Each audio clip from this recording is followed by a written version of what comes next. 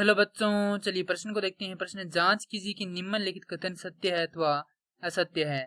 हमें कथन दिया गया है कि यदि x क्या हो, छोटा हो ऋणात्मक 5 से और x बड़ा हो धनात्मक 2 से, तो क्या x का जो मान है वह किसके मध्य है? ऋणात्मक 5, 2 के मध्य। अर्थात x किस में परिभाषित है? ऋणात्मक 5, 2 में परिभाषित है। तो प्रश्न को आगे हल करें उससे पहले जो प्रश्न की मुख्य अवधारणा है उस पर विचार करते हैं। तो इस प्रश्न के लिए जो मुख्य अवधारणा है वह हम यहाँ पर देखेंगे। उसके लिए हम क्या करेंगे, यहाँ पर दो समुच्चय लेते हैं। पहला समुच्चय है हमारे पास यहाँ पर कोई a, जिसमें हमारे पास a, b दो तत्व है। उसके बाद दूसरा समुच्चय कैपिटल B लेते हैं जिसमें b, c तत्व है। यदि इनमें हम देखें सर्वनिष्ठ, इसे हम अंग्रेजी में इंटरसेक्शन भी बोलते हैं। अर्थात हमारे पास जो a इंटरसेक्शन B है वह बराबर होगा किसके? B के। अर्थात यहाँ पर सर्वनिष्ठ का अर्थ है कि दोनों में से जो भी उभयनिष्ठ तत्व है वह क्या होगा? इनके सर्वनिष्ठ में आएगा। तो उभयनिष्ठ तत्व हम देखें तो यहाँ पर केवल कौन सा है? B है।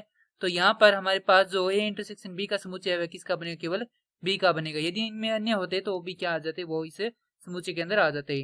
अब प्रश्न को देखते हैं। तो प्रश्न है कि x छोटा हो ऋणात्मक 5 से, तो यदि x से छोटा है किससे? ऋणात्मक 5 से। इसका अर्थ यह है कि x किस में परिभाषित है? ऋणात्मक अनंत से लेकर ऋणात्मक 5 तक, कुछ इस प्रकार से। अब दूसरा दिया गया है कि x बड़ा हो धनात्मक 2 से, तो यहाँ पर x किस में परिभाषित होता है?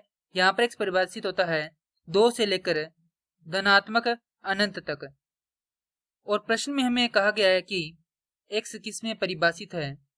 ऋणात्मक 5, 2 में। इसे माफ कीजिए, यहाँ पर लिख लेते हैं कि x इसमें परिभाषित है ऋणात्मक 5, 2 में।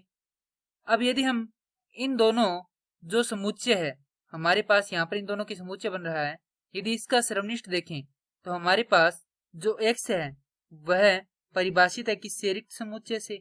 किस लिए? यहाँ पर लिखेंगे सर्वनिष्ठ के लिए। तो सर्वनिष्ठ के लिए यदि रिक्त समुच्चय है तो यहाँ से हम लिख सकते हैं कि यह कथन क्या है? असत्य है, क्योंकि यहाँ पर ये जो x का मान है वह ऋणात्मक 5 और 2 में परिभाषित नहीं होगा। तो कथन असत्य है। और यही क्या है? हमारे प्रश्न का उत्तर है जो कि हमें ज्ञात करना है। मैं आशा करता हूँ कि यह प्रश्न आपको समझ में आया होगा। धन्यवाद।